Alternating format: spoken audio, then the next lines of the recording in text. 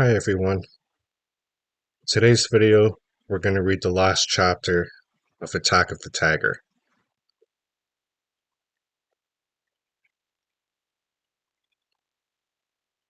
Chapter 17, Truth and Justice Prevail. Even though I went back to the beginning and told them everything, Mom and Dad still had questions the next morning. I didn't mind answering them though. It was like we were all in a secret club together. I liked it. My dad covered for me with the school. He told Mrs. Holler that I'd been with him the whole time. The school didn't even seem to care. I guess they were too embarrassed that the town tiger was the principal's son. The story was all over the news. Channel 12 showed Ryan being stuffed in the back of Sarge's car, and the news lady tried to get Dr. Voss to say something, but she just ducked under her arm and ran away. My dad wrote a big piece on it too. Said it would seem suspicious if he didn't.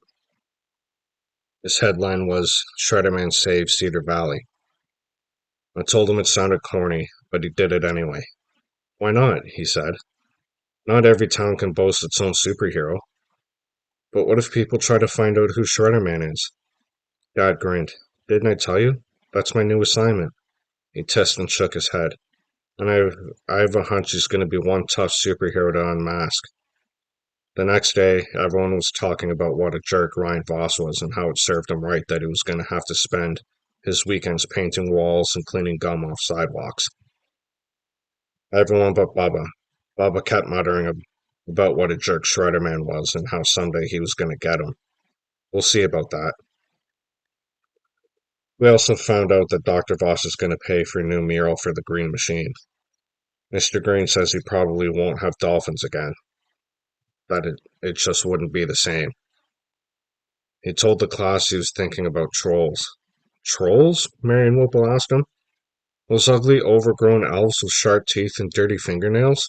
Friendly trolls, he told her. In a forest scene with ferns and trees and oversized mushrooms. Or maybe I'll paint the whole van dark blue and have a comet streaking across the sky. Cool, everyone said. So I think maybe he'll go with the comet. Mom and Dad were very interested in hearing about the van. They used to kind of say, uh-huh, whenever I talked about Mr. Green. But now that they know he's the bouncer, they really sit up and listen. Especially since the four of us had a powwow about Shredderman and the site and what we should do to keep it a secret. Mr. Green said, we have to keep a lid on it, or I'll need to look for a new job. Why? I asked him. They can't fire you for being my sidekick. My dad said, That's right. You haven't done anything illegal or even wrong. Mr. Green shook his head. Dr. Voss was pretty fried over the way you exposed her son. He chuckled. And that little link to her? Oh, she was fit to be tied. But I already took her phone number off the site. Mom made me. Yeah, but before you did, she got calls from all over. I heard a woman from Australia call to scold her. From Australia? That was halfway around the world. Really? My mom said. Cool, my dad said. Mr. Green flexed an arm. Here's the truth. We all put our arms up and pumped. And justice. I went to bed that night feeling great. The Shredderman site counter was up to 10,000. 10,000 visitors.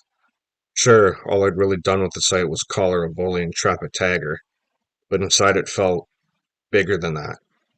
Inside it felt there was still more to do.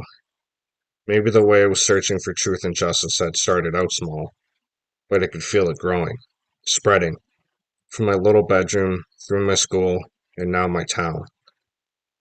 So maybe I can't fly through the air like Superman, but my ideas can fly across a web bigger than anything even Spider-Man could make, World Wide Web. So whatever's next, in the name of truth and justice, I'll be there.